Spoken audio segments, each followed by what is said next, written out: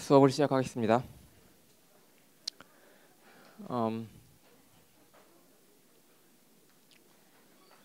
지금 우리가 우주의 가장 궁극적인 물질과 법칙에 대해서 얘기를 하고 있는데요. 저번 시간에 어떤 얘기들을 했냐면 우리 우주를 구성하고 있는 가장 궁극적인 입자가 쿼크하고 렙톤이라고 하는 것이 있고, 그 다음에 그것들 사이에 작용하는 힘이 중력, 전자기력, 양력, 강력 이렇게 네 가지가 있다고 그랬었어요. 그리고 이것들 사이에는 힘이 어떻게 작용하냐면 힘을 전달하는 각각 고유의 입자가 있어서 그 입자가 움직이면서 힘을 전달한다고 그랬고, 그래서 이제 각 힘별로 어떤 특성들이 있는가에 대해서 저번 시간에 얘기를 했었어요. 그리고 힘이 입자를 통해 전달되는 과정을 우리가 이런 식으로 비유적으로 공을 주고받으면서 이렇게 뒤로 멀어지는 이런 형식으로 이제 우리가 얘기를 했었고요.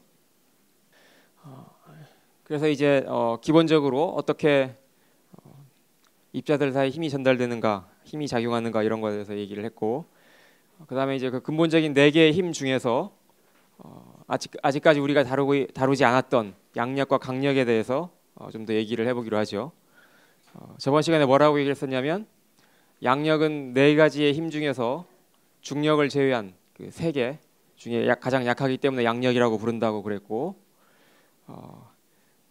근데 이제 그게 우리가 일상생활에서 느끼지 못하는 이유는 그 양력이 이제 워낙 약하기 때문이기도 하고, 또한 그것이 힘이 미치는 거리가 굉장히 짧아서 그렇기도 하다 이렇게 얘기했었죠. 그래서 우리가 눈으로 볼 수 있는 그런 수준의 세계에서는 양력을 거의 느끼지 못한다는 거죠.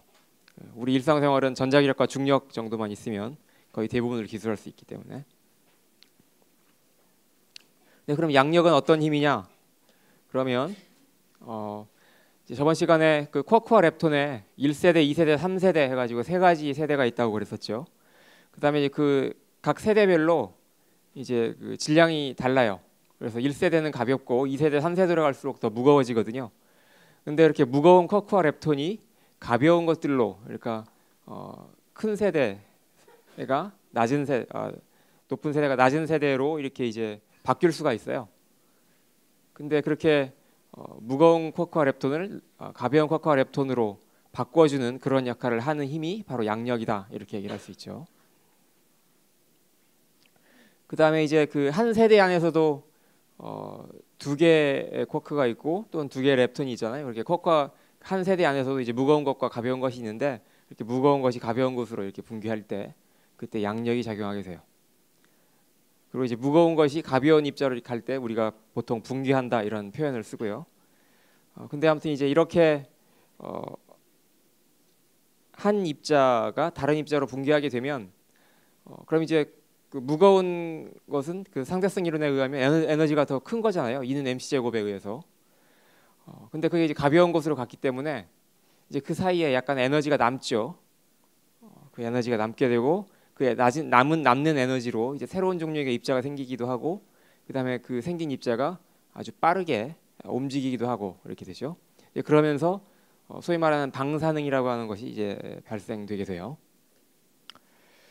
근데 이제 그 무거운 쿼크와 렙톤이 가벼운 쿼크와 렙톤으로 분괴를 하면 사실은 그게 어떤 거냐면 중성자가 예를 들면 양성자로 이렇게 바뀌는 거하고 똑같아요.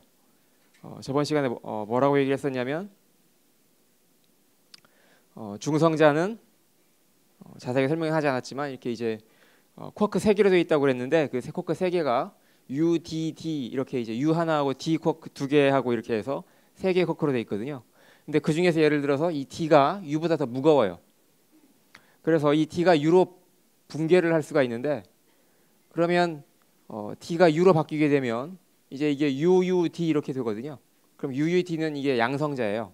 그래서 이제 이 쿼크 하나의 수준에서는 이제 그 쿼크의 수준에서는 이 쿼크 D가 하나가 U로 바뀌게 되는데, 그 이제 입자 전체를 놓고 보면 이 중성자 하나가 양성자 하나로 바뀌게 되죠. 그래서 이제 중성자 하나가 양성자로 바뀌고 이러는 과정에서 또 뭐가 나오게 되냐면 덤으로 전자가 튀어나오고 그 다음에 저번 시간에 잠깐 설명했던 중성미자의 그 반입자, 반물질인 반중성미자라고 하는 것이 생겨나게 돼요. 그래서 전체적으로 보면 처음에 중성자 하나 했던 애가 양성자 하나, 그 다음에 전자 하나, 그 다음에 반중성미자 하나 이렇게 이제 바뀌는 거죠. 그래서 이걸 우리가 뭐라고 얘기를 하냐면 베타 분계라고 얘기를 해요. 그리고 이때 나오는 이 전자를 우리가 뭐라고 얘기를 하냐면 베타선이라고 얘기를 해요. 이 베타선은 여러분들이 그 방사선이라고 하는 거에서 배웠을 때, 방사능에 대해서 배웠을 때 알파선, 베타선, 감마선 이렇게 세 가지가 있다 보통 이렇게 배울 텐데요. 그때 말하는 그 베타선, 그것이 바로 사실은 이 전자예요. 이 베타 분계에서 나오는 전자를 사람들이 베타선이라고 불러요. 그러니까 사실은 방사능이라고 하는 것이 무슨 눈에 뭐 형체가 보이지 않는 무슨 특별한 뭐 그런 능력 이런 것이 아니라 이렇게 이 베타 분계에서 나오는 이런 전자를 방사선이라고 부르는 거죠. 그 왜 이 전자를 하필이면 이렇게 방사선이라고 부르냐면 이 베타 분계에서 나오는 이 전자는 사실은 이게 여기서 남는 에너지를 가지고 튀어나오는 거기 때문에 속도가 굉장히 빨라요. 이제 다시 말하면 큰 에너지를 가지고 튀어나오게 되죠. 그래서 이제 이런 전자가 예를 들면 사람 몸에 들어오면 그게 이 전자가 다른 우리 사람 몸에 있는 원자하고 반응을 해가지고 이제 정상적으로 이렇게 있어야 될 그 원자의 성질을 바꿔버려요. 그래서 이제 그걸 많이 쬐게 되면 우리가 뭐 병에 걸리거나 뭐 이렇게 해가지고 건강이 안 좋아지고 이제 심각하면 죽기도 하고 이러는 거죠. 그래서 이제 이렇게 이런 식으로 에너지 차이에 의해서 이렇게 새로운 입자가 생겨나고 걔가 이렇게 큰 속도를 가지고 움직이고 이렇게 해서 이제 방사능이 나온다. 그래서 이렇게 방사능을 일으키는 이런 힘을 우리가 양력이라고 부른다 이런 얘기죠. 그리고 여기서 보면 이제 중성자가 양성자로 바뀌는 거기 때문에 이게 이제 만약에 원자 핵에서 이런 일이 일어나면 이게 원자 핵의 종류가 바뀌게 되고 그래서 이제 이게 원자 핵이 다른 종류의 원자 핵으로 붕괴한다 이런 식으로도 얘기를 할 수가 있어요. 근데 이 양력은 계속 얘기를 하지만 이게 굉장히 약한 힘이에요.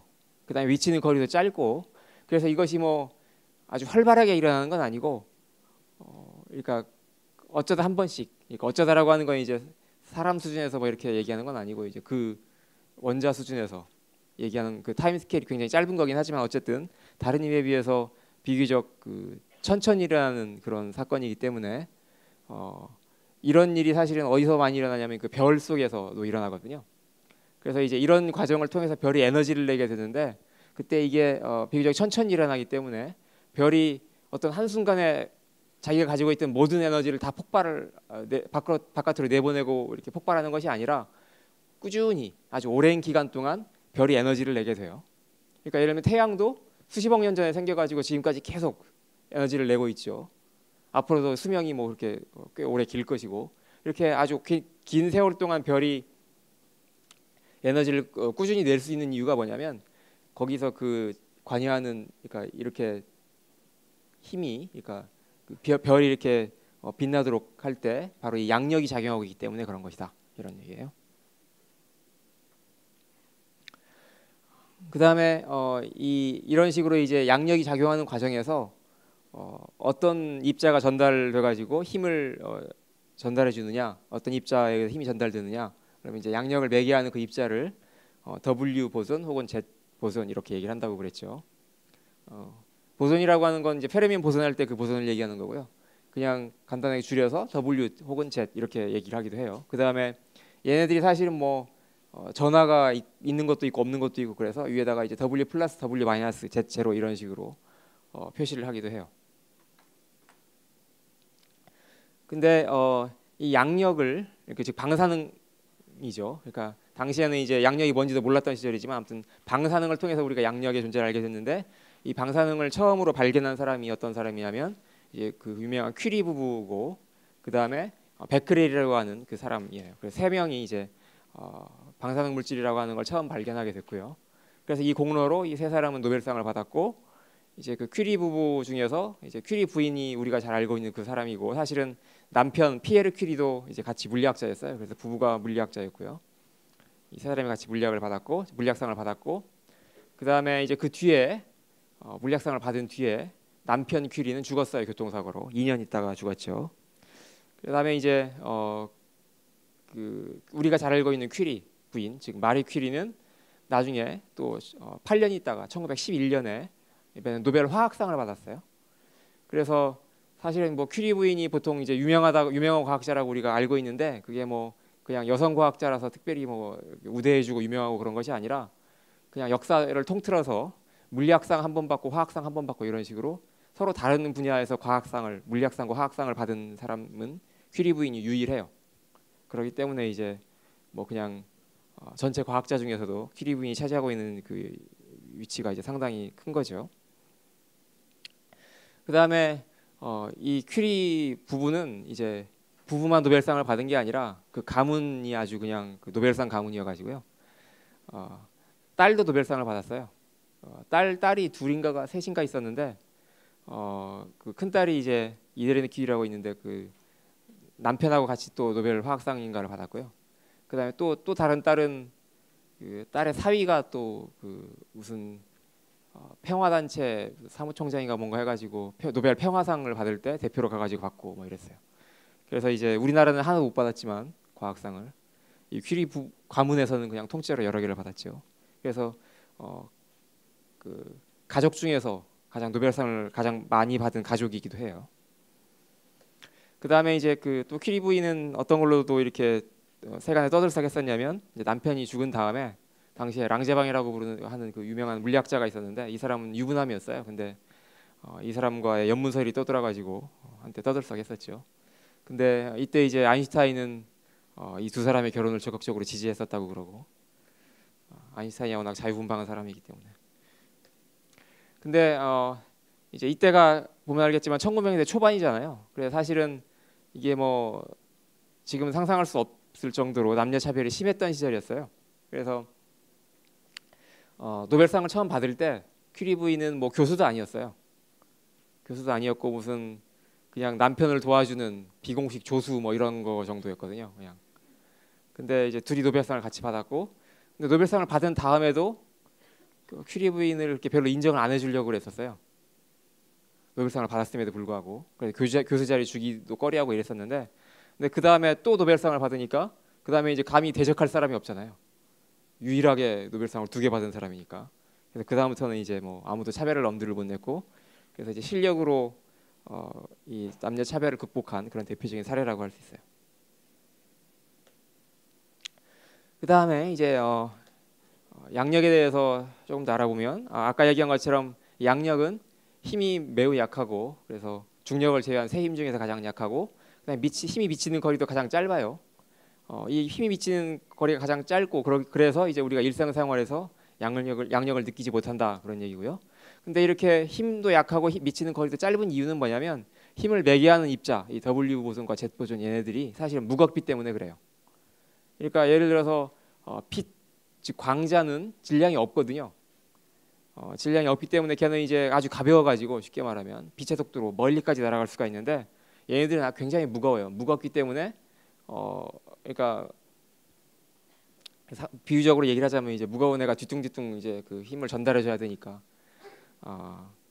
가는데 힘이 들고 그다음에 가는 도중에 걔가 딴 입자로 붕괴해버리고 뭐 이런 일이 벌어져서 이제 힘을 멀리까지 전달할 수가 없는 거죠. 그다음에 또 이 양력은 어떤 성질이 있냐면 아무튼 이 양력은 좀 뭔가 다른 힘들에 비해서 좀 이상한 뭔가 좀 덜 떨어진 그런 힘이라고 할 수 있는데요. 전에 얘기한 것처럼 좌우 대칭성이 깨져 있어요. 전에 그 좌우 대칭성을 얘기할 때 이제 본래 사람의 심장이 왼쪽에 있는 이유는 이제 원자 수준에서는 좌우 대칭성이 있지만 이게 이제 사람이 만들어지는 과정에서 뭐 자발적으로 대칭성이 깨졌기 때문이다 이런 식으로 얘기했잖아요. 근데 그 이제 원자보다 더 근본적으로 낮은 수준으로 가면 다시 좌우 대칭성이 깨져 있다고 그랬죠. 근데 그게 바로 이제 양력 때문에 그런 거예요. 이 양력에 의해서 좌우 대칭성이 깨진 거는 무슨 자발적으로 깨졌거나 이런 것이 아니라 그냥 근본적인 수준에서 애초부터 대칭성이 없는 거예요. 그러니까 양력은 근본적으로 왼쪽과 오른쪽을 차별한다 이렇게 얘기를 할 수 있어요. 근데 이걸 이제 1956년에 중국 물리학자였던 T.D. 리와 C.N. 양이라고 하는 이 두 사람이 이걸 이론적으로 제안을 했고요. 그 다음에 이 사람들이 제안한 이론을 곧바로 CS 우라고 하는 우 여사라고 님이 이제 이분도 중국 계인데 여성 물리학자였는데 이분이 이제 곧바로 실험으로 이 이론을 입증했어요. 그래서 이제 바로 이 공로로 TDD와 CN 양 이 두 사람은 노벨상을 곧바로 받았어요. 1년도 안 돼가지고 노벨상을 받았어요. 근데 이 실험으로 이걸 입증한 우 여사는 노벨상을 못 받았죠. 그래서 이것이 이제 또 여성 차별의 예로 보통 거론되기도 하죠. 본래 노벨상이라고 하는 거는 이제 한 가지 업적으로 3명까지 줄 수가 있거든요. 그래서 리, 양, 그 다음에 이제 우 이렇게 3명 딱 주면 되는데 빼놓고 그냥 리와 양만 노벨상을 줬어요. 그래서 이 사람들이 이제 양과 리인데 이 사람들은 노벨상을 받을 때 34살, 30살 이랬어요. 이 중에서 이제 CN 양 둘 다 살아 있는데 둘 다 장수하고 있는데 이제 이 CN 양 이분은 지금부터 한 10여 년 전에 우리나라 아시아 태평양 이론물리센터라고 하는 그런 연구소가 있는데요. 그 연구소 소장님도 하셨었고, 그다음에 이분이 이제 실험으로 그걸 입증한 우 여사님이고 실험에서 많은 업적이 있어요. 그다음에 이제 재밌는 사실이 있는데 이 CN 양은 물리학뿐만 아니라 다른 데서도 능력이 출중한 분이어가지고 82세 때 28살의 여자와 재혼을 했죠. 이제 이미 뭐 꽤 됐죠. 8년 전 얘기인데 크리스마스에 재혼을 했는데 그때 이제 물리학자들 사이에서 굉장히 큰 화제거리였어요. 근데 이제 이 좌우대칭성이 깨진 것이 당시에 엄청난 반향을 일으켜가지고요. 그러니까 그 전에 이 사람들이 그 이론을 제안하기 전까지는 사람들이 감히 뭐 추호도 의심하지 않았던 그런 대칭성이었거든요. 그래서 사람들이 굉장히 놀라서 이제 파울리는 툭하면 그냥 뭐 불평을 하던 그 파울리는 뭐라고 얘기를 했냐면 맙소사 하느님이 왼손잡이였다니 뭐 이런 식으로 반응을 보였고요. 그 다음에 이제 유명한 물리학자 그 지라고 하는 당시 대학원생이었는데 이분은 뭐 자기 나름대로 이제 이런 그 감상을 써놨는데 뭐 마치 예의 바르고 품위 있는 귀족이 입에 담을 수 없을 정도의 추잡한 짓을 범한 것 같았다 뭐 이러면서 이런 부도덕한 짓에 대해서 성토를 했는데 결론이 좀 이상해요. 결국 나는 미술사에 대한 미련을 버리고 물리학을 전공하기로 결심했다. 그 다음에 이제 뭐 뉴욕 타임즈에서는 이 발견에 대해서 놀라움을 다루는 사설도 쓰기도 하고 이제 이스라엘 수상도 뭐 어디서 이상한 소리를 듣고 와가지고 좌우대칭성과 요가가 무슨 관계가 있다면서요 뭐 이러고. 이 밖에 양력은 여러 가지 또 이상한 성질이 많이 있어서요. 뭐 다른 대칭성도 많이 깨요. 그러니까 다른 새 힘에는 있는 그런 대칭성들이 많이 없는데 물질하고 반물질을 바꾸는 게 사실은 대칭성이 있거든요. 다른 힘에는. 근데 이것이 양력에서 깨져 있고요. 그다음에 다른 힘에는 시간을 거꾸로 뒤집어도 그냥 그대로 법칙이 바뀌지 않는데 이 양력은 또 이런 시간을 뒤집는 것도 역시 대칭성을 깨고 그래서 이제 시간이 과거와 미래가 이 양력에서는 구분이 돼요. 그렇지만 또 이상하게도 왼쪽으로 오른쪽으로 바꾸고 또한 물질도 반물질로 바꾸고 또 동시에 시간까지 거꾸로 돌리면 이 세 가지를 동시에 하면 이게 양력이 또 대칭성이 있어요. 그래서 아무튼 이런 이상한 성질이 있는데 뭐 자세한 얘기는 하지 않고요. 그냥 양력은 좀 이상한 놈이다 이런 정도로만 알고 있으면 되겠어요. 그다음에 이제 방사능 얘기가 나왔으니까 방사능 얘기를 조금 더 하자면 특히 이제 뭐 요새 우리나라에서 방사능에 대한 관심이 높죠. 그 작년에 일본에서 터진 그 핵발전소 때문에 이제 뭐 일본 여행도 막 안 가려고 하고 뭐 일본에서 무슨 수입한 것 뭐 농산물 공산품 이런 것도 안 쓰려고 하고 뭐 생선 먹어도 안 자느냐는 둥 뭐 이런 온갖 그 문제 이제 그 걱정들을 많이 하는데 사실은 방사능이라고 하는 거는 인공적으로 이렇게 만들어내는 것이 아니고요. 자연에서 방사능이 굉장히 많이 있어요. 그러니까 방사능은 그냥 양력에 의해서 이렇게 나오는 거지 사람이 뭘 했기 때문에 특별히 본래 우리나라 우리 우주에는 없었던 것이 새롭게 인간이 뭘 만들어내고 이런 것이 아니거든요. 그래서 이제 자연적으로 본래 있던 방사능 그걸 우리가 자연 방사능이라고 불러요. 그래서 이제 예를 들면 우리 우주가 처음 이제 그 빅뱅으로 막 생겼을 때 그때 엄청난 에너지를 가지고 이제 막 그 우주가 팽창을 하고 뭐 입자들도 생겨나고 그랬잖아요. 아무튼 그때부터 있던 입자들 혹은 뭐 이제 뭐 별이 폭발한다든지 뭐 온갖 그 우주에서 일어나는 그런 일들 때문에 사실은 그 우주에는 물론 대부분이 텅 빈 공간이긴 하지만 거기에 굉장히 큰 에너지를 가진 입자들이 빠르게 움직이고 있어요. 우주 모든 곳에 이제 그런 것들이 막 움직이고 있는데, 그래서 지구에도 그런 입자들이 날아와요. 그래서 그걸 뭐라고 얘기를 하냐면 우주선이라고 불러요. 여기서 우주선이라고 하는 거는 그 그러니까 뭐 나로 같은 그런 뭐 그런 걸 얘기하는 것이 아니라 레이, 그러니까 빛이란 그 선이라는 그런 뜻에서 이제 우주선이라고 하고요. 전에 우리가 특성대성 일어날 때 그 우주에서 날아오는 입자가 뭐 뮤온을 만들어낸다 그랬잖아요. 그때 이제 그 얘기했던 그 우주선이기도 해요. 그래서 아무튼 이렇게 우주선에 의해서 이제 그걸 우리가 이제 방사능으로 받아들이게 되는 거고요. 그 다음에 또한 지구가 만들어질 때도 이미 뭐 방사능이 굉장히 많이 있었어요. 걔네들이 뭐 우주에 있던 것들이 이렇게 뭉쳐가지고 지구가 되고 하는 거니까. 그래서 그 지상에 있는 그 뭐 바위나 뭐 이런 것들 안에 보면 사실은 방사능을 내는 그런 물질들이 있어요. 그걸 우리가 뭐라고 얘기를 하냐면 보통 방사성 동위원소라고 얘기를 하죠. 그래서 뭐 우라늄이니 뭐니 이런 것들이 사실은 다 자연계에 있고요. 그다음 심지어는 우리가 숨을 쉬고 있는 이 공기 중에도 방사능 물질인 라돈이 들어 있어요. 그래서 이제 그 중요한 거는 방사능이 있다 없다 이것이 중요한 게 아니고 그게 얼마나 있느냐, 그것이 우리가 인간이 견딜 수 있을 정도의 방사능이냐 아니면 그것보다 많으냐 이런 것이 중요한 거죠. 그러니까 있다 없다가 중요한 것이 아니라 양이 얼마냐가 중요한 거예요. 그래서 이제 심지어 그러니까 공기 중에도 방사능이 있고, 그 다음에 사실은 우리가 음식을 먹으면 그 음식물 속에도 사실은 다 들어가 있어요.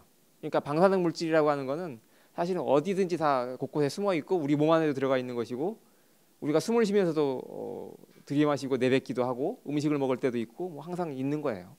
그래서 이제 이렇게 자연에서 이렇게 존재하는 그런 방사능은 외부에서 이렇게 우주선이나 이런 것을 통해서 날아오는 것이 있고, 또한 우리가 숨쉬기를 하거나 음식물을 먹거나 이러면서 또 생기는 거기 안에 들어가 있는 방사능도 있고 해서 그것들을 다 합쳐 보면 대강 이 정도가 된다. 여기 뭐 무슨 단위가 있는데 이거 뭐 몰라도 괜찮고요. 뭐 한때 작년에 무슨 시버트라고 하는 단위가 꽤 유명해졌었는데 이게 이제 그 시버트라고 하는 단위예요.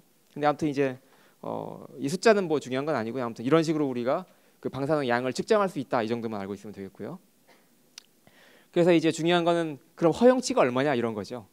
그래서 일반인은 1년에 이제 소위 말하는 5밀리 시버트 이내를 쬐면 뭐 건강에 안전하다 이런 얘기고, 그 다음에 이제 아무래도 방사능 관련 일을 하는 사람들, 뭐 핵발전소에서 일하고 이런 사람들은 이제 조금 더 방사능에 노출이 많이 되기 때문에 이제 허용치가 좀 높죠. 그래서 50밀리 시버트 이렇게 돼 있는데, 그러니까 이 정도 해도 뭐 건강에는 큰 영향이 없다 이런 뜻이에요.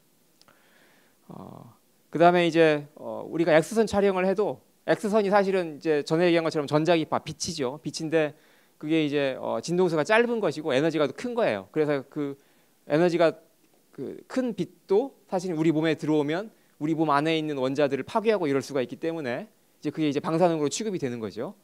그래서 그 X선 촬영을 할 때 예를 들면 머리 한 번 촬영을 하면 0.05 밀리시버트의 방사능을 우리가 쬐는 거란 말이죠. 가슴이나 뭐 복부 이런 것도 이제 그 각각 다르고, 그 다음에 소위 그 CT라고 부르는 그 이제 단층 촬영이라고 하는 걸 하잖아요. 그럼 이제 조금 더 많이 쬐게 되고 이래요. 그러니까 이제 이런 걸 보면 뭐 CT 뭐 이렇게 수백 번 1년에 막 매일 이렇게 막 촬영하고 이러면 안 되는 거죠. 그러면 이제 이미 뭐 이게 뭐 수백 뭐 1000번 1000밀리시버트 이런 식으로 되니까 이제 허용치를 넘어가게 되고, 그러니까 이제 뭐 어느 정도 일정 횟수 정도 안에서 이제 우리가 이걸 촬영을 조절해야 돼요. 그 다음에 그래서 이제 얼마 정도 쬐야 그 건강에 이상이 생기느냐 그러면 이제 250밀리시버트 정도를 우리가 맞으면 백혈구가 좀 감소하고, 그 다음에 3000밀리시버트를 맞으면 이제 머리카락이 빠지고, 뭐 7000밀리시버트를 맞으면 이제 100% 죽는다 이런 것이 이제 알려져 있고요. 그 다음에 예를 들어 1000밀리시버트를 맞으면 암 발생 확률이 이제 1%가 된다 뭐 이런 얘기들이 있어요. 근데 작년에 그 일본에서 핵발전소에서 이제 문제가 생겼을 때 일본에서 이제 물론 난리가 났죠. 근데 뭐 처음에는 안전하다니 막 이렇게 이제 그 뻥을 치다가 나중에 결국 그게 다 새빨간 거짓말로 드러났는데, 그러면서 이제 일본이 좀 사기를 쳤어요. 무슨 사기를 쳤냐면 거기 이제 가가지고 누군가 아무튼 일을 해야 되잖아요. 뭐 차단을 하고 막 이래야 되는데 그 실제 그거 작업하다 죽은 사람도 있고 그러죠. 근데 이제 그러면서 이렇게 안전하다고 하는 인상을 자꾸 줘야 되니까 실제로 거기 나오는 방사능을 이렇게 줄일 수는 없는 거고, 그래서 이제 어떻게 했냐면 일본에서 꽁수를 써서 이 방사선 종사자들의 법적 허용치를 그냥 슬그머니 올려놨어요. 본래는 50인데 그걸 다른 숫자로 그게 얼마였더라? 2배인가 3배인가 뭐 아무튼 이렇게 올려놨는데, 그러니까 이제 그래놓고 안전하다 뭐 이런 식으로 주장을 하기도 하고 그랬었죠. 그래서 이제 이건 뭐 그냥 우주에서 날아오는 그 우주선이 어떤 식으로 해서 지상에까지 도달되는가를 나타내는 뭐 그런 그냥 경로 같은 거고요. 그러니까 이제 우주에서 이렇게 뒤에서 힘이 잘 보일지 모르겠는데, 우주에서 우주선이 하나가 이렇게 날아오면 그 하나로 끝나는 것이 아니라 걔가 공기하고 충돌을 해서 그 공기 분자하고 충돌해서 거기서 수많은 새로운 입자들이 막 생겨나게 되고 그 하나가 이제 여러 개로 새끼를 치는 거죠. 그래서 그것이 결국은 지상에까지 도달을 하게 되는 거예요. 그럼 이제 아무튼 그래도 방사능이 무섭긴 무서운 건데, 근데 이제 그렇다고 해서 마냥 뭐 이렇게 공포를 느끼고 그럴 필요는 없는 거고요. 그래서 이제 여러분들의 그 공포심을 약간 완화시켜주기 위해서 내가 그냥 순전히 숫자로 좀 장난을 쳐본다면, 매 시간당 우리 몸은 그러니까 우주에서 날아온 그 입자가 10만 개가 몸을 지나가요. 10만 개 하면 막 이게 하나 두 개도 아니고 10만 개면 이게 몸이 막 큰일 날 것처럼 보이지만 사실은 그런 게 아니고 이게 그냥 정상적인 거다 이런 얘기고요. 그 다음에 우리가 숨을 쉬면 아까 얘기한 것처럼 라돈 원자를 흡수한다고 그랬잖아요. 그 흡수한 라돈 원자가 3만 개가 매 시간당 우리 몸 안에서 붕괴를 해요. 이것도 3만 개면 엄청난 것처럼 보이지만 사실은 이것도 아무것도 아니다는 거죠. 그 다음에 우리가 음식물 뭐 무슨 시금치를 먹거나 이러면 이제 거기에 그 방사선 칼륨이 들어가 있는데 그 원자가 1,500만 개가 우리 몸 안에서 또 붕괴를 해요. 이거 이제 10만 개보다 훨씬 숫자가 많죠. 그리고 심지어는 땅과 콘크리트에서 굉장히 그러니까 에너지가 큰 빛, 즉 감마선이 2억 개씩이 매 시간당 우리 몸을 지나다녀요. 그러니까 1,500만 개, 2억 개 이러면 아무리 이래도 이거 너무나 큰 숫자니까 막 불안한데, 그렇지만 그렇지 않다는 거죠. 그러니까 숫자가 중요한 것이 아니라 인간이 거기 얼마나 잘 대응을 하게 진화가 됐느냐가 중요한 건데, 이 정도는 우리가 문제가 없다는 거예요. 그다음 심지어는 이제 숫자를 뭐 크게 부풀리기로 한다면 방사능 물질이라고 뭐 얘기를 할 수는 없지만 그 렙톤의 일종인 그 중성미자, 걔는 바로 이 여러분 엄지 손톱만 한 그 크기에 매 초당 1,000억 개씩이 지나다녀요. 이 중성미자는 어디서 나오는 거냐면 태양에서 중성미자가 계속 생겨가지고 지구까지 도달을 하는데, 이 엄지손톱 그 작은 그 엄지손톱에 매 초당 1초에 1,000억 개씩이 중성미자가 지나다닌다 이거죠. 그럼에도 불구하고 우리는 전혀 그걸 느끼지 못하고 살잖아요. 그러니까 이 숫자가 중요한 것이 아니고, 그다음에 뭐 방사능이 나온다 이것도 중요한 것이 아니고, 또 숫자가 뭐 그것이 그냥 크다 이렇게 해도 중요한 것이 아니고, 그걸 이제 우리가 인체가 견딜 수 있는 정도로 환산을 했을 때 그것이 얼마나 크냐 이런 것이 중요한 거라는 거죠. 그러니까 방사능이라고 해가지고 무조건 겁을 먹을 필요는 없어요. 그 다음에 이제 그럼 일본에 그 작년에 터졌던 그 방사능은 뭐 어떻게 되느냐? 사실은 물론 위험하죠. 위험한데 그건 이제 그 후쿠시마라고 하는 그 도시 근처만 위험한 거고요. 거기 좀 벗어나면 사실은 일본의 그 방사능 양이 많지 않아요. 실제로 요새는 이제 그 방사능 그걸 그 매 시간 실시간으로 그걸 체크해가지고 보여주는 앱 같은 것도 이제 휴대폰에 보면 있는데요. 그걸 이제 비교를 해보면 우리나라 평균적인 방사능 양하고 일본의 평균적인 방사능 양하고 비교를 해보면 일본에 비해서 우리나라가 방사능이 2배가 많아요.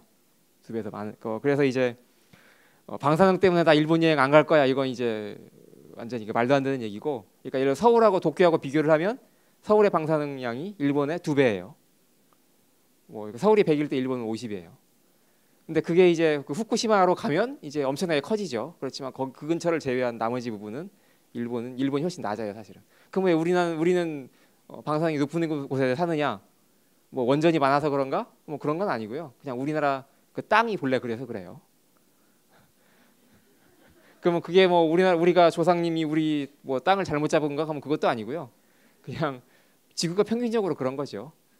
심지어는 뭐 그 중국이나 무슨 다른 어떤 특정한 지역을 가면 우리나라보다 10배 더 많이 나오는 그런 도시도 있어요. 거기서도 사람들이 잘 살아가요. 그러니까 뭐 특별히 뭐 겁을 먹고 이럴 필요는 없다 이거죠.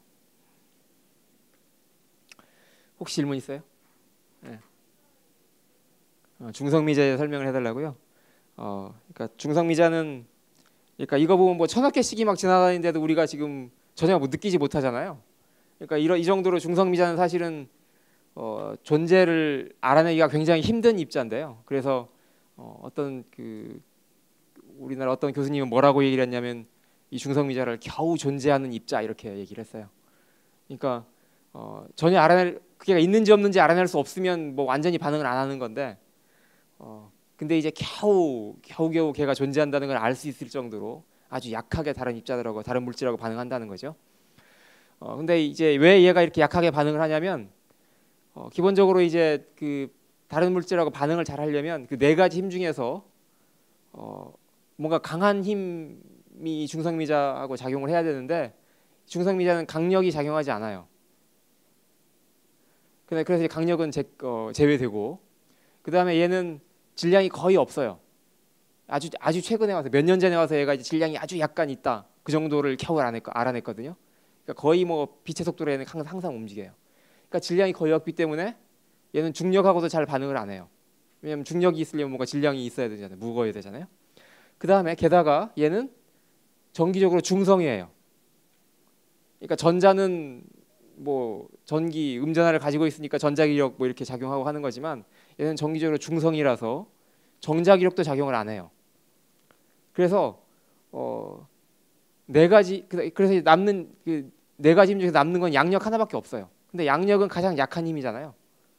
그러니까 딴 것들하고 반응을 거의 안 하게 되죠. 그래서 이제 겨우겨우 이런 식으로 방사능이나 이런 걸 통해서 겨우 존재를 우리가 알 수가 있고요. 그래서 이 중성미자가 우리 몸으로 막 이렇게 사실은 지금 여러분들 보지는 못하고 있지만 지금 여러분 몸을 지금 계속 이렇게 그 천억 개씩 뭐 이렇게 막 지나다니고 있는 거예요. 끊임없이.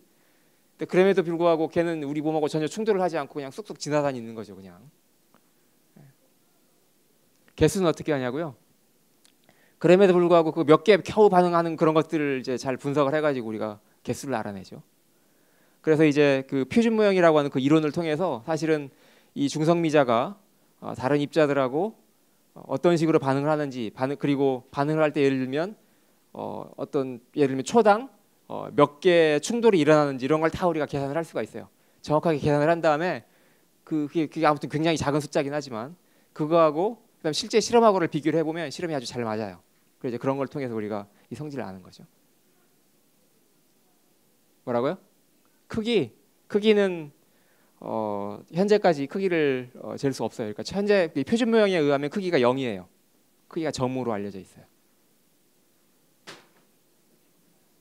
자연 방사능은 별이 에너지를 내면 생긴 거냐고요? 그러니까 꼭 그것만 있는 건 아니고요. 그러니까 본래 그러니까 별에서 생겨나는 것도 있지만 그냥 지구에도 방사능을 내는 그런 그 동위원소라고 부르는 그런 그러니까 그 원자들이 있어요. 그러니까 그런 원자들은 어떤 원자들이냐면 그 원자 핵에 그 중성자가 많은데 그 중성자들이 아까 얘기한 것처럼 베타 분계에 의해서 이제 계속 그 방사능을 내는 그런 물질이에요. 그러니까 그런 것들이 이제 어떤 일정 비율이 지구에 다 깔려 있어요. 그냥 전체적으로 지구뿐만 아니라 우주 전체에 그런 것들이 깔려 있어요. 그래서 걔네들이 자연스럽게 그냥 붕괴를 하면서 방사능을 내요. 딴 나라는 받았는데 우리는 언제 받냐고요? 그걸 알면 내가 여기 있겠어요?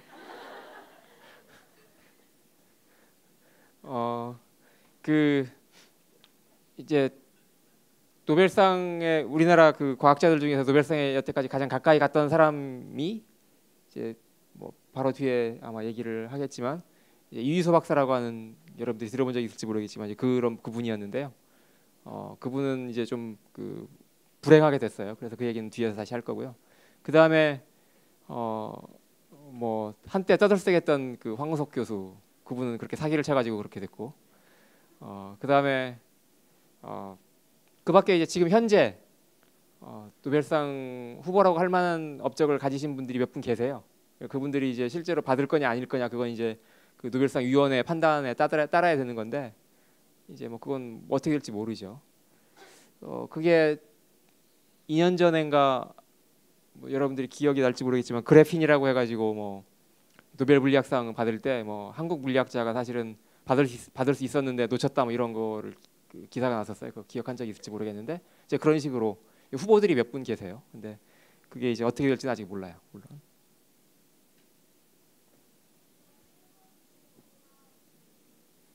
그러니까 질문은 이제 일본 방사능 수치가 낮다고 그랬는데 그럼 일본에서 만든 것도 특별히 걱정할 필요 없이 우리가 써도 되느냐?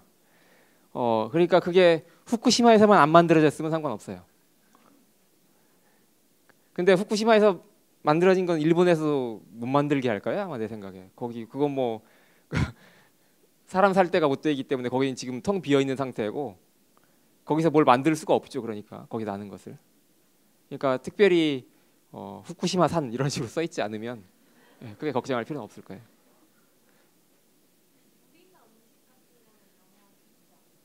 물이나 음식에 영향이 있지 않냐고요? 그러니까 그것도 후쿠시마 근처에서 재배한 무슨 농작물 이런 것이 아니면 괜찮은 거죠.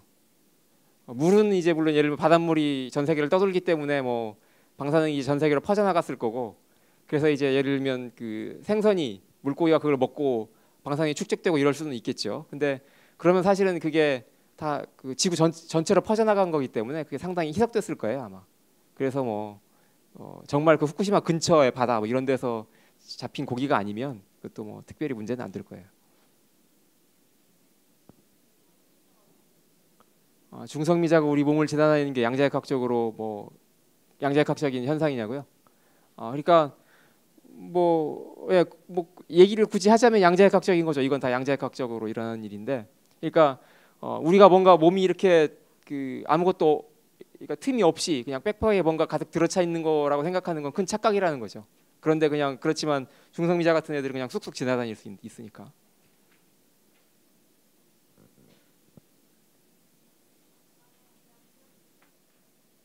여기를 다시 설명해 달라고요?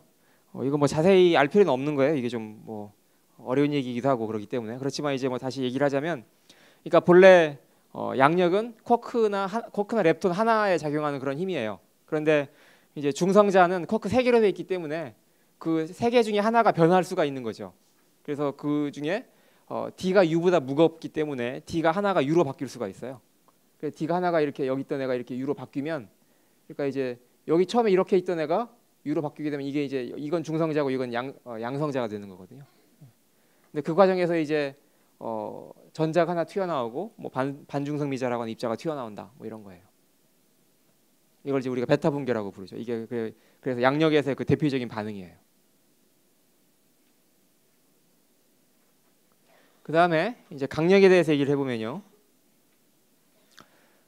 강력은 그 원자핵에 이제 작용하는 힘이라고 우리가 이제 일단 얘기를 할 수 있는데, 이 원자핵을 보면 이게 좀 이상해요. 뭐가 이상하냐면 원자핵은 양성자와 중성자로 이루어져 있죠.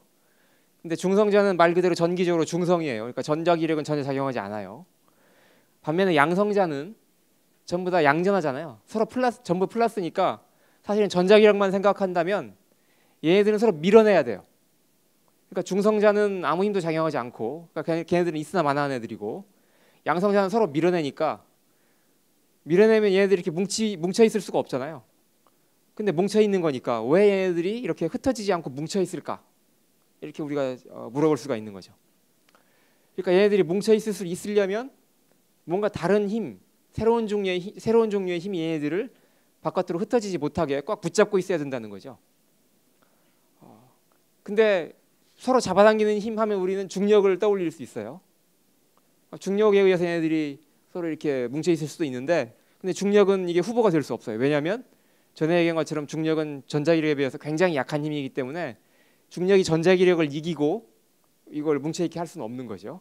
그러니까 결국 원자핵이 모여 있으려면 새로운 종류의 힘이 반드시 있어야만 된다, 이걸 알 수가 있어요. 그래서 그걸 우리가 강력이라고 불러요. 그래서 강력은 사실은 이제 따지고 보면 이게 쿼크들 사이에 작용하는 힘이에요. 그래서 이제 예를 들면 여기 이렇게 이제 얘네들은 이제 양성자, 중성자 이렇게 있는데, 이 중에서 예를 들면 양성자 하나를 보면 아까 얘기한 것처럼 이게 쿼크 세 개로 돼 있거든요. 쿼크 세 개로 돼 있는데 이 쿼크들이 그럼 왜 이렇게 세 개가 모여가지고 양성자를 이루고 있느냐, 또는 중성자를 이루고 있느냐? 그러면 걔네들이 사실은 이 사이에 쿼크들 사이에 강력이 작용하고 있기 때문에 그런 거예요. 강력이 굉장히 강한 힘으로 이 쿼크 세 개를 꽁꽁 묶어놔요. 그래서 이제 이렇게 양성자가 쿼크 세 개로 이루어져 있는 거고, 또한 중성자도 쿼크 세 개로 이루어져 있어요. 근데 얘네들이 이렇게 이제 양성자, 중성자 얘네들이 쿼크 3개씩으로 이루어져 있는데 그렇게 이루어져 있다고 하더라도 역시 쿼크와 쿼크 사이에는 또 힘이 작용하니까 양성자와 중성자가 이렇게 가깝게 있으면 이것들 사이에 또 굉장히 강한 강력이 작용하는 거죠. 그래서 이제 이렇게 원자핵이 서로 뭉쳐 있을 수 있는 것이다. 이것이 바로 강력 때문이다 이런 얘기예요. 그런데 이렇게 쿼크를 서로 이렇게 묶어 놓는 그런 과정에서 강력이 작용할 때 그 힘을 전달하는 입자가 글루온이라고 하는 그런 입자예요. 저번 시간에 잠깐 얘기를 했지만 강력이 굉장히 힘이 강하기 때문에 사람들이 그 강력을 전달하는 입자 이름을 글루를 따서 글루온이라고 이름을 붙였어요.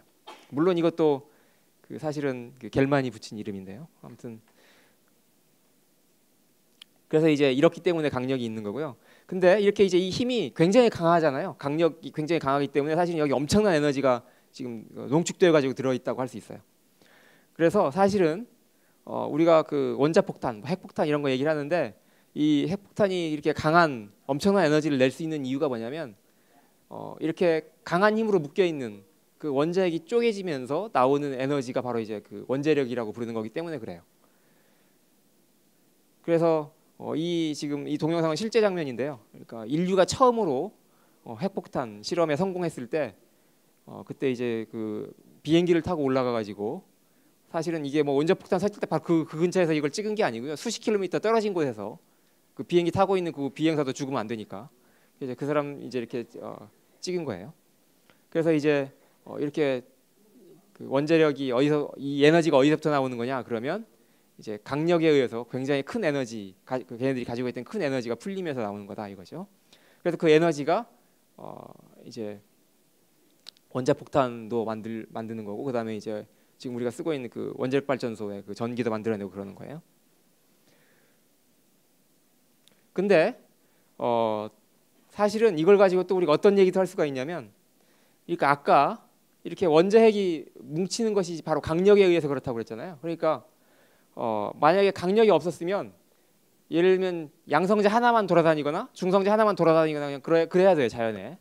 근데 이렇게 다양한 이렇게 원자핵이 가능하게 된 여러 개가 뭉쳐가지고 원자핵이 가능한 것이 강력 때문이고, 뿐만 아니라 얘네들이 하나가 그대로 있을 수도 있고, 아니면 두 개가 뭉칠 수도 있고, 뭐 세 개가 뭉칠 수도 있고, 이런 식으로 여러 개가 다양하게 뭉칠 수가 있어요. 그래서 그것이 이 원자핵에서 양성자나 중성자가 몇 개가 뭉쳐 있는가에 따라서 소위 말하는 그 원자의 종류가 달라져요. 그러니까 예를 들어서 원자핵이 양성자 하나만으로 되어 있는 건 우리가 수소라고 부르는 거고요. 그 다음에 양성자 2개, 중성자 2개 해가지고 4개가 묶여 있으면 그걸 우리가 헬륨이라고 부르게 되고, 뭐 이런 식으로.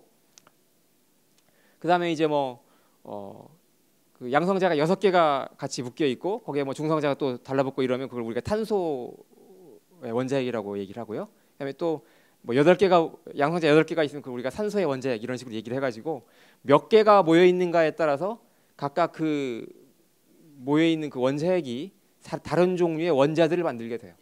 그렇기 때문에 결국 우리가 어떻게 얘기를 할 수가 있냐면, 바로 이렇게 강력에 의해서 지금 우리가 알고 있는 그런 100여 가지의 원자들이 가능하게 됐다, 이렇게 얘기를 할 수가 있어요. 그리고 그 중에서 예를 들면 이제 이 수업 첫 시간에 얘기했지만 무슨 수소나 산소나 탄소나 뭐 질소 이런 것들을 가지고 사람 몸을 만들게 되는 거잖아요. 그러니까 결국은 다양한 물질이 가능하게 된 거죠. 바로 이렇게 강력에 의해서. 그 다음에 이제 쿼크에 대해서 조금 더 알아보면,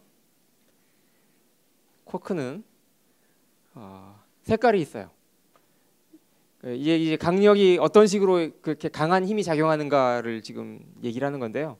아까 사실은 내가 여기서 그림을 여기 보면 색깔이 있게 이렇게 그림을 그렸어요. 여기 이제 이렇게 용수철처럼 그린 것이 이제 글루온이고요. 사실은 여기 보면 얘네들이 다 색깔을 가지고 있는데, 이게 그냥 뭐 그림이 멋있으라고 색깔을 그린 건 아니고요. 본래 이 쿼크가 사실은 색깔을 가지고 있기 때문에 그래요. 그러니까 아까 저번 시간에 쿼크는 6종류가 있다고 그랬잖아요. 6종류 혹은 3세대 이렇게 있다고 그랬는데, 사실은 그 각각의 그 쿼크 한 종류마다 3가지의 색깔이 또 있어요. 그러니까 예를 들면 U쿼크라고 하는 거는 빨강 U쿼크가 있고, 녹색 U쿼크가 있고, 파랑 U쿼크가 있어요.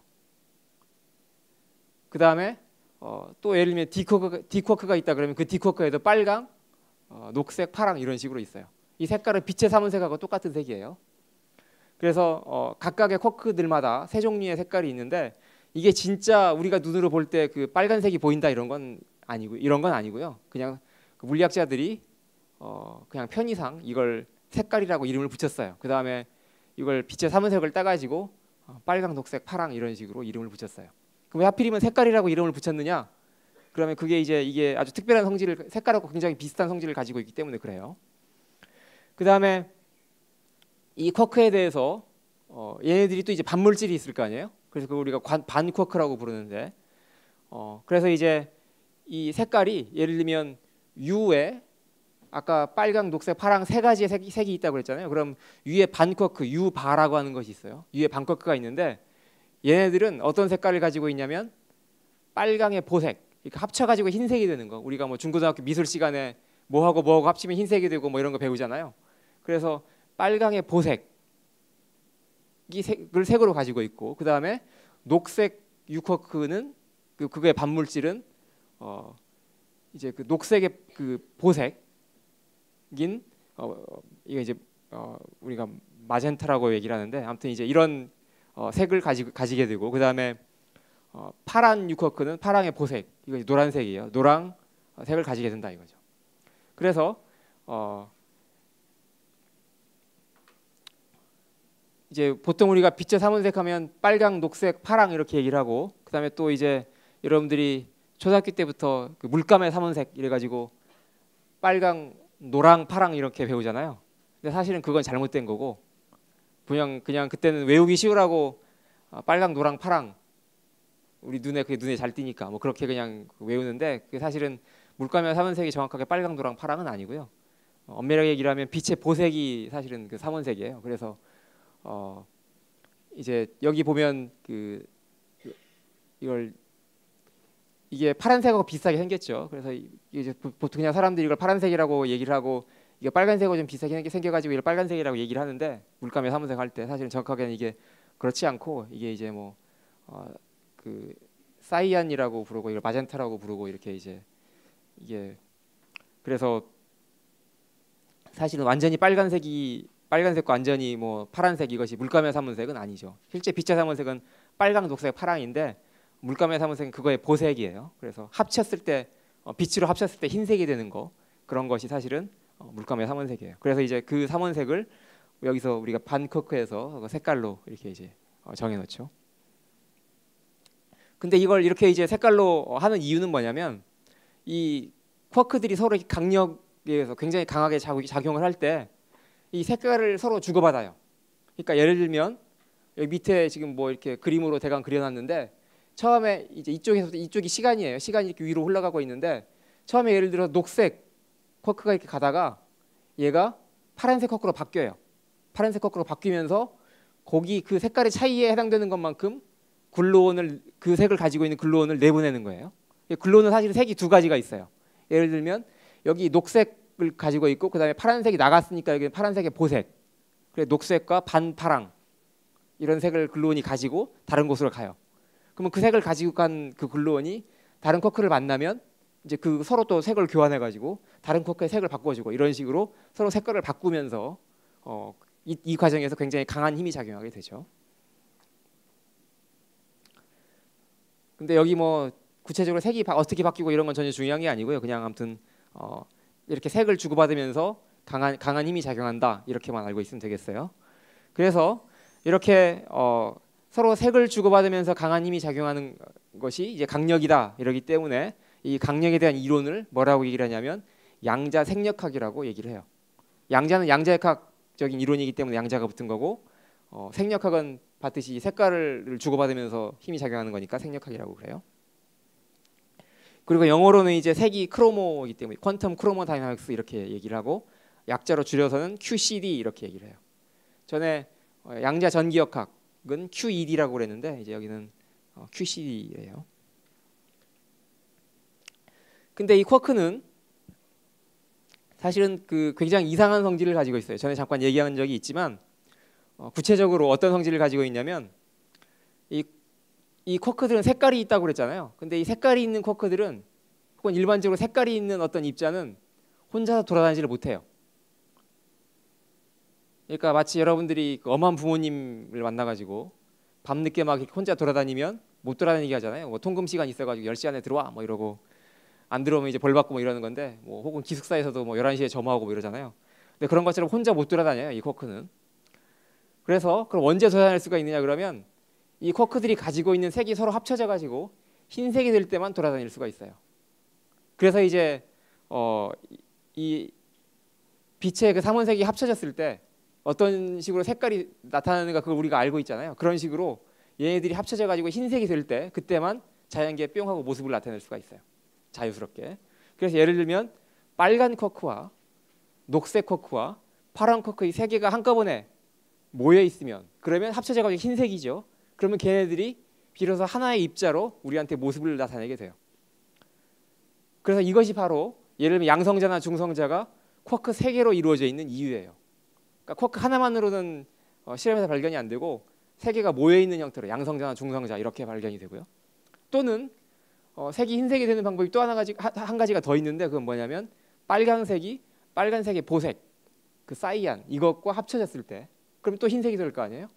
그래서 그렇게 해서 또 이 모습을 나타내기도 해요. 근데 이때는 이제 쿼크 3개가 필요한 것이 아니라 하나는 쿼크고 그다음에 하나는 그거의 보색이니까 사실은 쿼크의 반물질 반쿼크가 필요해요. 그래서 쿼크하고 반쿼크하고 이렇게 합쳐졌을 때 흰색이 되고, 이렇게 쿼크와 반쿼크 이렇게 하나씩 해가지고 만들어진 입자를 우리가 뭐라고 얘기를 하냐면 중간자라고 얘기를 해요. 중간자라고 이름을 붙인 이유는 질량이 중간쯤 된다 그래가지고 중간자라고 불러요. 전자하고 양성자의 중간쯤 된다 이래가지고. 근데 어쨌든 이런 식으로 이 쿼크는 굉장히 이상한 성질을 가지고 있어서 이걸 사람들이 이제 뭐라고 얘기를 하냐면 영어로는 쿼크 컨파인먼트라고 얘기를 하는데, 이제 그냥 우리말로 내가 편의상 풀어서 감옥에 갇힌 쿼크다 이렇게 얘기를 했어요. 그러니까 얘네들은 항상 3개씩 묶여가지고 다 돌아다니기 때문에 감옥에 갇혀 있다 이렇게 얘기를 했어요. 근데 그러면 이제 왜 이런가 하고 질문을 해야 되잖아요. 이건 실험에서 이런 거고. 그래서 그걸 이제 사람들이 좀 생각을 해봤더니 강력이 마치 고무줄하고 비슷한 성질이 있더라 이런 걸 알게 됐어요. 그러니까 예를 들면 아까 이제 그 중간자 예를 하나 들어보면 녹색 쿼크하고 그 다음에 녹색의 보색, 이제 빨간색하고 비슷한 그런 색인데요. 마젠타하고 이렇게 합쳐져 있으면 얘네들이 이제 합쳐가지고 흰색이 되기 때문에 이게 이제 하나의 입자로 자연계의 모습을 나타낼 수가 있어요.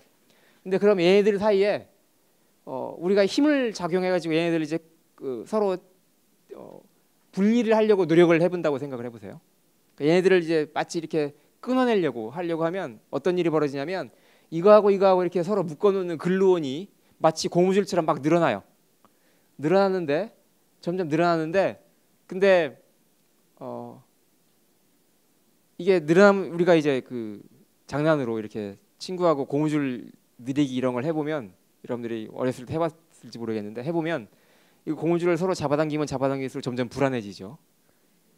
그 친구를 못 믿잖아요. 제가 언제 놓을지 모르잖아요. 이걸 손을 놓으면 걔가 나한테 튀어와가지고 내가 아프잖아요. 그게 이제 고무줄을 잡아당길수록 거기에 점점 에너지가 막 쌓이는 거죠. 그게 그래가지고 근데 서로 이렇게 지지 않고 끝까지 잡아당기면 무슨 일이 벌어지냐면 가운데 고무줄이 끊어지는 수밖에 없어요. 그래서 얘네들도 이걸 그냥 2개 입자가 있는데 이걸 2개를 딱 칼로 잘라가지고 분리하면 좋겠지만 그게 안 돼요. 그래서 그걸 억지로 막 잡아 끌면 고무줄처럼 이게 막 늘어나다가 결국은 이 사이가 끊어져요. 그러니까 이걸 본래는 이걸 하나 떼고 싶은데 하나를 뗄 수가 없고 이 사이가 끊어지면서 무슨 일이 벌어지냐면 그 엄청나게 큰 에너지가 거의 축적돼 있다고 그러잖아요. 그 큰 에너지가 입자로 다시 바뀌어요. 입자로 다시 바뀌면서 얘네들이 다시 흰색이 되어버려요. 이렇게.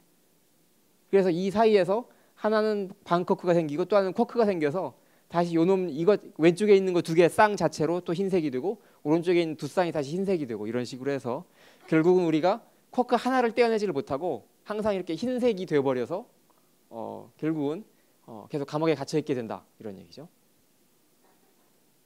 그 다음에 여기 이렇게 가까이 있을 때는 사실은 고무줄이 별로 힘이 작용하지 않잖아요. 그래서 가까이 있을 때는 힘이 거의 작용하지 않고 멀리 이렇게 잡아당길수록 힘이 점점 세진다 이런 걸 이제 물리학에서 전문 용어로 뭐라고 얘기를 하냐면 어심타틱 프리덤 혹은 점근적 자율성 이렇게 얘기를 하는데 이거 좀 어려운 내용이기 때문에 그냥 그런가 보다 이 정도로만 얘기하고 넘어갈게요. 예. 얘네들이 서로 멀어질 때도 하얀색이냐고요? 그러니까 멀어질 때도 지금 색깔 합쳐보면 흰색이잖아요. 처음에 녹색하고 반녹색만 있었으니까. 그 다음에 이게 그냥 녹색 하나가 그냥 새로 입자가 생기지 않고 녹색 하나가 딱 떨어져 나오면 좋겠는데 그렇지 못한다는 얘기죠.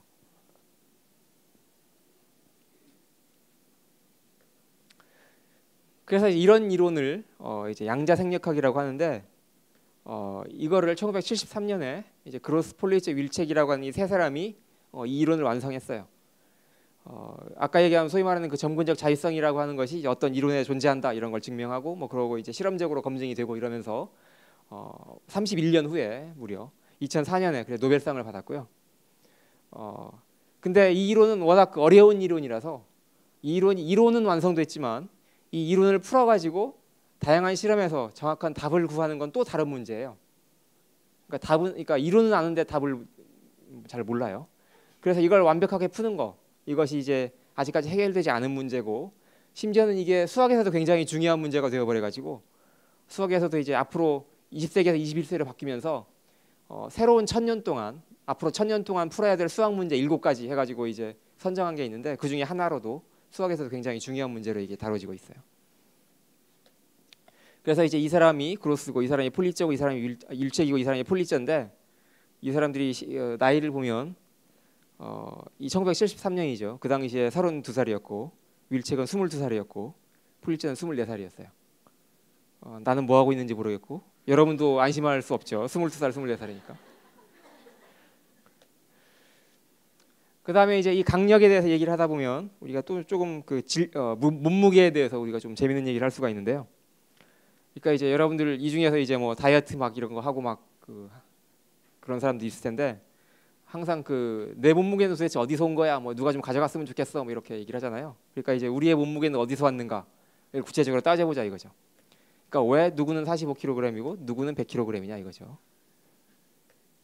그래서 이 근원이 뭔가를 보면 우리 몸은 다 원자로 되어 있단 말이에요.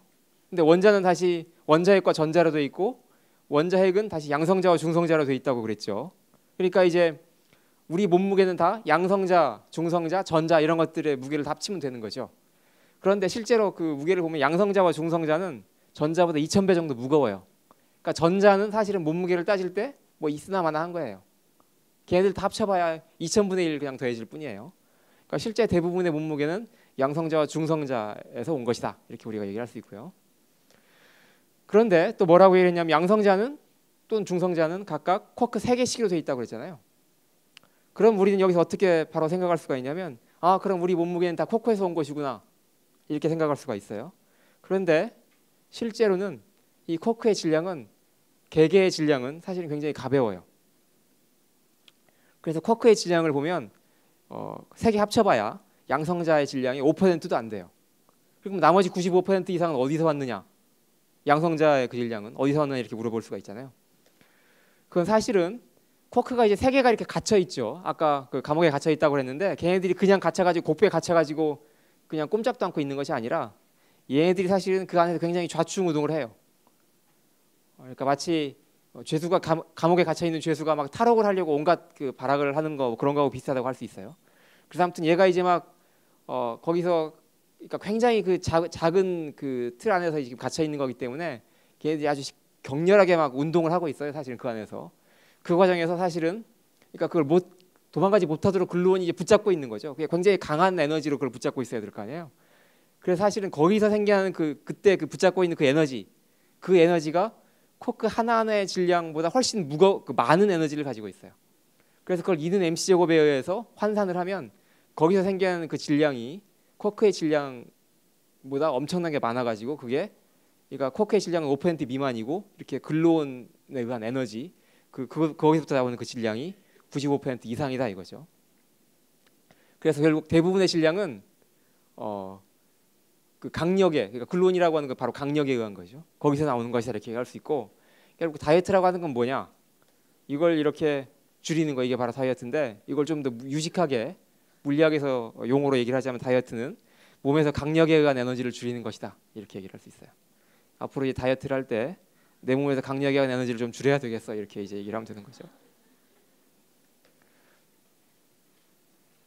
이렇게 해가지고 이제 강력에 대해서 얘기를 끝냈고요. 혹시 질문 있으면 하세요. 운동을 하는 거랑 강력을 줄이는 거랑 같은 거냐고요? 예, 그렇지. 우리가 열심히 운동을 하면 땀으로 뭐 막 여러 가지가 빠져나가죠. 땀으로도 빠져나가고 뭐 뭐로도 온갖 것들로 빠져나가잖아요. 그게 사실은 이제 우리 몸에 있는 원자들이 빠져나가는 건데 원자들이 빠져나갈 때 사실은 대부분 그 원자들의 질량이 강력에 의한 것이다 이런 얘기죠.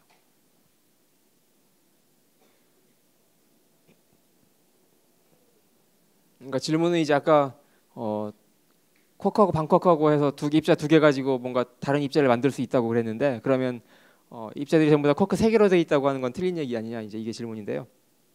그러니까 이제 쿼크를 가지고 흰색을 만들려면 그러니까 쿼크만을 가지고 흰색을 만들려면 세 개가 필요한 거고요. 쿼크 말고 반쿼크도 같이 있으면 이제 두 개만 있어도 되는 거죠. 쿼크 하나, 반쿼크 하나 이렇게 있으면 흰색을 만들 수가 있고요. 그 다음에 양성자나 중성자는 쿼크만을 가지고 만든 입자예요. 그러니까 세 개를 가지고 만든 거고요. 그 다음에 쿼크하고 반쿼크를 가지고 만든 건 중간자라고 부르는 건데 걔네들은 우리 원자를 구성하지 않아요. 우리 원자 안에는 양성자와 중성자만 들어가 있어요. 그럼 중간자는 뭐 하는 거냐? 그러면 걔네들은 사실은 안정하지 못해가지고 걔네들은 순식간에 다른 입자들을 붕괴해요. 그래서 우리가 보통 보고 있는 그런 물질들 안에는 없어요.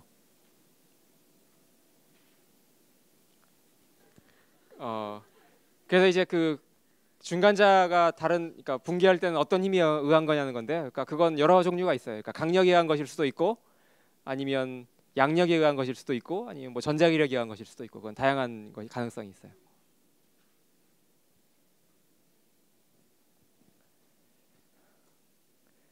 이렇게 해서 이제 양력과 강력에 대한 얘기를 끝냈고요. 그러니까 지금까지 우리가 자연계에 존재하는 네 가지 힘에 대해서 이제 전부 다 얘기를 했어요. 전에 전자력과 중력은 얘기를 했으니까. 그래서 이제 힘의 통일에 대해서 그 다음에 구체적으로 이제 얘기를 할 때가 됐는데요. 사실 힘의 통일이라고 하는 거는 옛날에 이미 맥스웰이 한번 한 적이 있죠. 그게 뭐냐면 전기력과 자기력을 합쳐서 전자기력이라고 이렇게 이름을 붙였잖아요. 그때 전기력과 자기력을 합쳤고 그 과정에서 빛이 이제 정체가 설명되었다고 그랬죠. 그래서 이미 1800년대에 한번 우리가 힘을 서로 다른 종류의 힘을 통일한 적이 있어요. 그 다음에 이제 네 개의 힘 중에서 그래서 이 전자기력이 이렇게 하나의 힘이 된 거고요. 네 개의 힘 중에서 사실은 전자기력과 양력은 이미 힘을 통일하는 데 성공을 했어요. 이게 언제냐면 글라쇼, 와인버그, 살람이라고 하는 이 세 사람이 1960년대 이 세 사람 이름을 따서 이제 글라쇼, 와인버그, 살람 이론이라고 이렇게 얘기를 하는데요. 전자기력과 양력을 통일해가지고 전자양력이라고 하는 그런 힘으로 이제 부르게 됐는데 이런 사례가 이미 있어요. 그래서 사실은 그 네 가지의 근본적인 힘이 있다고 그랬는데 그 중에서 이미 전자기력과 양력은 하나로 통합해서 이제 그렇게 얘기를 한다면 세 가지가 남아 있는 거죠. 근데 이제 일상생활에서는 여전히 전자기력과 양력이 서로 구분되어 있기 때문에 이제 우리는 네 가지 힘이라고 얘기를 하는 거지만 이게 우주 초기에 아주 온도가 높았을 때로 올라가면 전자기력과 양력이 하나의 힘이었던 그런 때가 있어요. 근데 이제 겉보기에는 전자기력하고 양력은 사실 굉장히 다른 힘이긴 하지만 그렇지만 이게 올라가면 하나로 통일이 된다는 거고요. 근데 사실은 이 사람들이 1960년대 이 이론을 만들었을 때는 이게 좀 문제가 있었어요, 이론에. 그래서 사람들이 별로 거들떠보지 않았어요. 한동안 거들떠보지 않았는데 그걸 1970년대에 들어와서 투프트라고 하는 사람과 벨트만이라고 하는 사람이 이 이론이 문제가 없다는 걸 이제 처음으로 증명을 했어요. 그리고 여기에 이 사람들의 증명에 아까 잠깐 얘기했던 유이서 박사라고 하는 우리나라 물리학자가 이제 결정적인 역할을 했고 그래서 문제가 완전히 이제 해결됐어요. 이 세 사람에 의해서. 그 다음에 이제 이 사람의 업적에 의해서 이제 사람들이 이게 정말 옳은 이론이겠구나 하고 이제 막 관심을 기울이기 시작했고 그때부터 오랫동안 이제 이걸 실험으로 검증을 해왔죠. 그 뒤에 이게 수많은 실험적인 증거가 드러났고 그래서 이게 지금은 다 누구나 믿고 있는 이론이 됐고요. 이 공로로 이 세 사람은 1979년에 노벨상을 받았고 그 다음에 투프트하고 벨트만 이 두 사람은 1999년에 또 노벨상을 받았어요. 그러면 왜 사람 중에 두 사람만 받고 우리의 유희서 박사는 어떻게 됐느냐? 우리의 유희서 박사는 1977년에 교통사고로 돌아가셨죠. 42살이니까 아주 젊은 나이죠. 근데 이걸 놓고 이제 뭐 온갖 그 소문들이 많잖아요. 무슨 미국에서 뭐 그러니까 유희서 박사가 본래 핵무기를 개발하고 있었는데 뭐 미국에서 이걸 알아채가지고 CIA에서 뭐 음모를 꾸며서 죽였다 뭐 이런 얘기도 있고 그런데 그래서 뭐 그거 가지고 소설도 만들어지고 영화도 만들어지고 그랬잖아요. 근데 사실은 그건 다 말짱 거짓말이고요. 여기서 보면 알겠지만 이 이희서 박사는 핵무기하고는 아무 관계도 없는 분이고 이렇게 가장 근본적인 이론 이런 거 연구하던 이제 입자물리학자였어요. 물론 이분이 뭐 핵무기를 만들겠다고 마음을 먹으면 만들 수는 있었겠죠. 워낙 뭐 훌륭한 분이니까. 근데 이제 그건 관심이 전혀 없던 분이고 그 다음에 뭐 소설에 의하면 뭐 이분이 뭐 그 당시에 그 박정희 대통령하고 뭐 이렇게 비밀리에 만나가지고 뭐 청와대에서 뭐 뭘 하고 무슨 편지도 주고받고 뭐 뼛속에 뭘 숨겨가지고 오고 막 이런 얘기가 있는데 사실은 이희서 박사는 전혀 박정희 대통령하고 뭐 거래를 뭐 이렇게 만나거나 이런 분도 아니고 심지어는 박정희 대통령을 격렬하게 비판했던 분이에요. 그러니까 당시에 유신 뭐 이런 거 유신 그 선포하고 이랬을 때 아주 치욕적인 사건이 벌어졌다 이래가지고 그 전까지는 이제 우리나라에서 뭐가 이렇게 당시에 이미 유명했었으니까 우리나라 돌아와가지고 뭐 그 물리학 발전시키는데 무슨 기여하고 싶어가지고 프로그램도 이제 계산 뭐 이제 기획하고 이랬었는데 그러다가 이제 유신 발표되고 이래가지고 그 몽땅 취소하고 그 다음부터는 뭐 전혀 협조를 안 했어요. 유신 비판하고 이제 막 돌아다니고 그러고 이제 도저히 뭐 이건 내가 받아들일 수 없는 아주 뭐 참혹한 일이 일어났다 이러면서 그러니까 뭐 박정희 대통령은 뭐 이렇게 거래를 할 수도 없는 거죠. 완전히 정치적으로 뭐 반대 입장이 있었기 때문에 그러다가 이제 나중에 이분이 이제 그 미국 시민권을 이제 얻어가지고 미국 쪽 그 사람으로 그렇게 왔었어요. 한번 방문해가지고 이제 그 서울대 뭐 발전 그다음에 우리나라 전체적으로 그 과학 발전의 그 프로그램 같은 거 만들고 하긴 했는데 그때도 철저하게 미국 편에 미국 입장에서 이렇게 도와주는 역할을 했지 우리나라 사람으로서 뭐 하거나 그러진 않았어요. 그러니까 이 정도로 이제 당시에 그 박정희 뭐 독재라고 할 수 있는 그 세력의 이제 비판적이었기 때문에 소설은 완전히 이제 여러분들 거짓말이라고 생각하면 되고요. 그 다음에 이제 그래도 아무튼 소설이랑 영화가 이제 막 이렇게 유명해져가지고 뭐 소설은 뭐 엄청난 베스트셀러가 되고 그랬잖아요. 그래가지고 이제 근데 거기에 아무튼 다 그런 식으로 엉터리로 써 있으니까 이 유족들 그러니까 부인이나 뭐 가족들이 보기에는 이제 완전히 명예훼손인 거죠.